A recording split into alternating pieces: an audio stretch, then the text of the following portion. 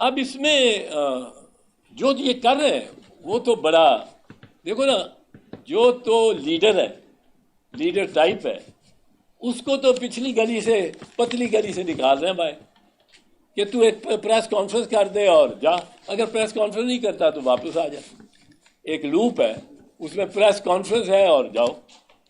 یہ ان ورکر کیوں نہیں ہے یہ امتیازی سلوک؟ ورکر، اگر آپ نے 5-6 ہزار بندہ پکڑا ہے، وہ ورکر غریب کا کیا قصور ہے؟ اس کا کیا قصور ہے؟ اس کو بھی یہ موقع دیں۔ یہ صرف اسد عمر اور دیگران کو، یہ ان کو ہی ملنا ہے، بڑے بڑے لوگوں کو، یہ موقع ہر ورکر کو ملنا چاہیے۔ اب اس میں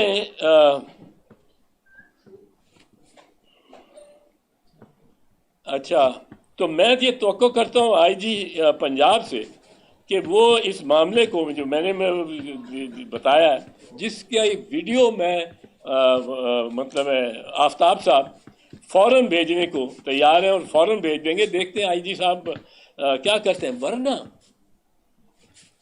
اس کا ظاہر ہے کہ وفاقی حکومت جن کا وہ افسر ہے اور صوبائی حکومت جس صوبے میں وہ سرو کر رہا ہے، وہ دونوں اس کے پیچھے ہیں، اس آئی جی کے ساتھ ہیں۔ اور میں ایک بتانا چاہتا ہوں آئی جی کو کہ یہ ایسا کیس نہیں ہے جو کل ختم ہو جائے گا۔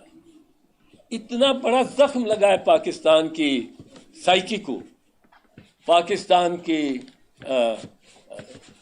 جسم اور روح کو اتنا بڑا زخم لگا ہے کہ یہ نہیں ختم ہوگا کیس۔